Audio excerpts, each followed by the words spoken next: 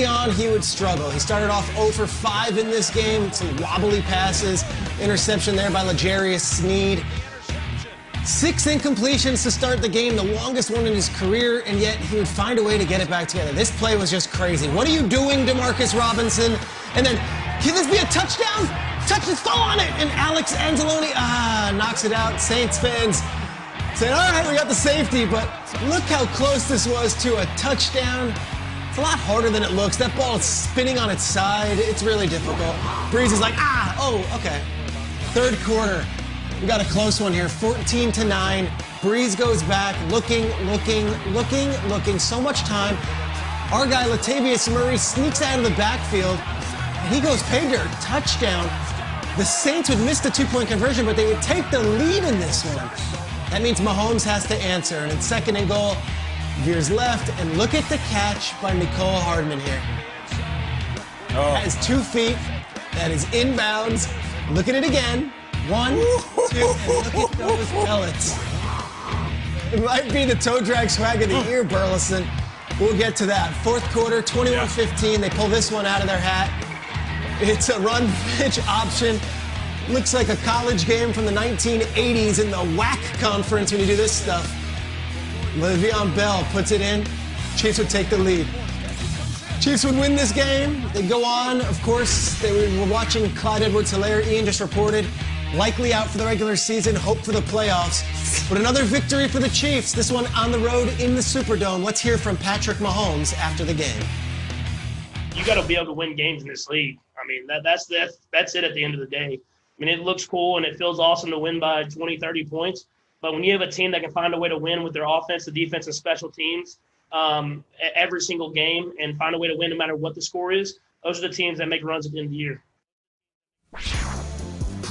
Chiefs still on top on their way to being the only team with a bye in the AFC. In the NFC, the Saints still in that 2 seed despite losing back-to-back games. The Seahawks right there at 10-4 and nipping at their heels. Nate, what do you think of the Chiefs after leaving New Orleans with another close win, but a win? Yeah, and that's it. It's a win. And emphasize a W, because that's all you're looking for at this point in the season. I always remind people what happened last year when they went on that historical Super Bowl run. I mean, I remember the first game against the Texans. They were down big. Was it 21, 24 points? They come back in that one. Even the AFC Championship game, they were down, and then they come back in that one. The Super Bowl, they were down to the Niners and come back in that one. So when you have these close games, as long as you just fight it out, gut it out, no matter how you do it, just walk away with the dub. And I have to credit the Saints because they were very motivated. They played physical. There were times where they were just rushing forward and bringing the heat to Pat Mahomes. He was doing everything, just like on this play, he was doing everything he could just to get the pass off. They had 4 sacks, 11 QB hits, and 12 pressures. So they were putting the pressure on Pat Mahomes. But with that said, he still put up 32 points. He still had 3 TDs. I mean, at one point, he took a shot by 2 guys, and I could have swore he broke his ribs like Drew Brees did. I won't be surprised if he's on the injury report because he was wincing on the sideline. But yet and still, he gutted it out, got back in the game, and he closed it out. That's what makes this team so scary. It doesn't matter if they start fast. It doesn't matter if you hit them. They're still going to be able to score because they're that good, and they have so many guys that can hit you from so many different areas. These Mondays are always about what did we learn, and you see the Saints lose 2 games in a row, and you're like, oh no, what did we learn about them? Not a lot. I don't have any negative feelings about the Saints coming off this. Their quarterback hadn't played in weeks. Their best receiver is out. Their best pass rusher was ejected. And when we show that little Chiefs option play, Peter, when it's in cool plays, bro, this week, that was right to Cam Jordan's side on the very next play after he was ejected. I don't think that was a coincidence.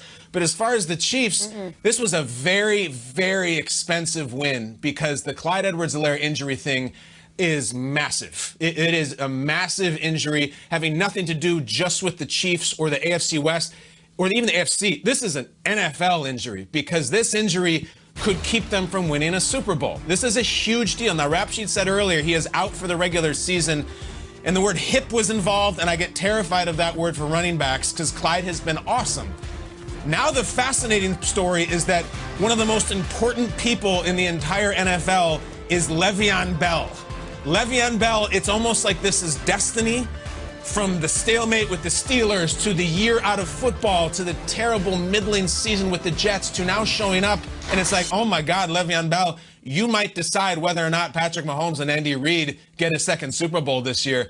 I've been somewhat impressed with him. I thought he had his best, most productive game yesterday, but now he's the guy. He is the main attraction in that running game. He has to do a ton, and when they play these teams in the playoffs, tough teams, Buffalo, Tennessee, Indianapolis, Baltimore, they need that running factor. You cannot just do Mahomes to Tyreek against those teams up and down the field. Le'Veon Bell has to be a star. It's been years in the making. No more supporting act now. It's time to step up. One of the most important players in all of football now becomes Le'Veon.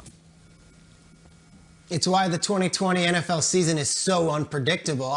I'd go back to the Chiefs winning by 3, and a lot of people saying, they always win, but they don't win convincingly.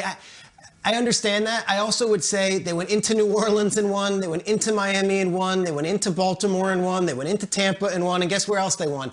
They won in Buffalo. Those were all road victories. They're flawless on the road. So I don't want to take anything away from them, though I agree there were moments where you're wondering, is this team better than Buffalo? And we will see that in the playoffs. They have the best playbook in football. If you didn't see it in the highlights, can we just see a couple? Watch Tyreek Hill on this first touchdown. We're going to spot shadow him. I'm going to go left.